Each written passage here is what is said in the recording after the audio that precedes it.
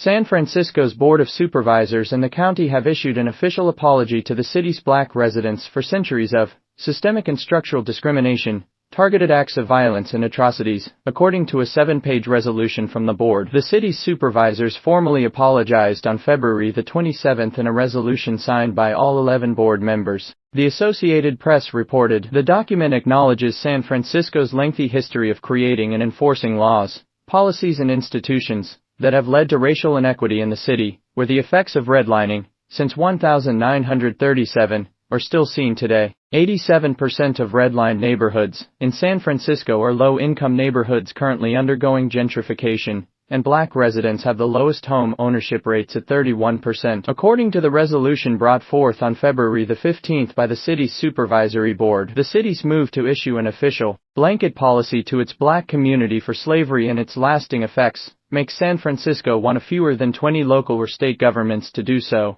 According to the African American Redress Network, we have much more work to do, but this apology most certainly is an important step, said Supervisor Shaman Walton, the resolution's chief proponent and the board's only black member. According to the AP, Boston became the first major United States city in 2022 to pass a similar resolution, apologizing for its role in slavery with a pledge to repair past and present harms done to black people. 9 states including Florida, Maryland, New Jersey and North Carolina have issued apologies for their histories of discrimination, violence and impact in the enslavement of black people. According to the resolution, California was admitted to the Union in 1850 as a free state. San Francisco County is made up of around 5.7% black people and 50.8% white people, according to 2022 U.S. Census Bureau data. The resolution noted that black families living in redlined neighborhoods were denied loans and infrastructure upgrades while property values and wealth rose in majority white neighborhoods.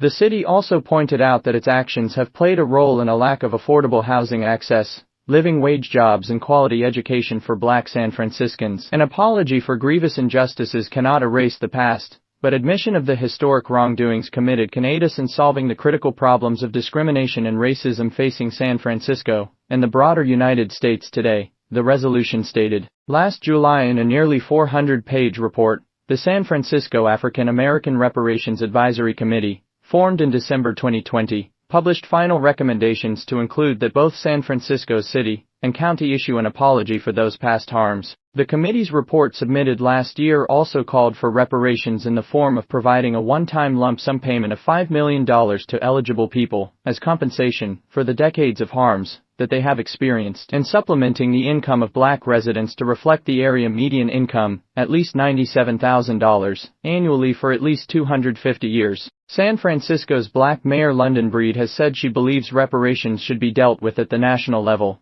and her office has had to cut a proposed $4 million for a reparations office from the budget this year amid a budget crunch, the AP reported. Cheryl Davis, the executive director of the San Francisco Human Rights Commission, said she felt the apology goes a long way. I think people want to be able to hold on to something that says that you realize and understand that there are impacts to the things that have been done, the systems that have been created, and the things that we have to sit and endure that are almost kind of reminiscent of. Watch yourself because you might be next, Davis said on February the 15th at a government audit and oversight committee meeting. Cheryl Thornton, who identified herself as a concerned resident of San Francisco in a public comment emailed to the committee earlier in February, said she urged the committee to recognize that it will take more than an apology to address the deep-rooted damage. Thornton wrote, while this resolution is a commendable step forward, it is imperative that we also prioritize reparations to rectify historical injustices. A report and poll from the University of California, Berkeley last September showed that while 60% of California voters felt that slavery's legacy still impacted the state's black residents today, 59% of California voters opposed the state's reparations task force's recommendation to make cash payments to the descendants of enslaved black people,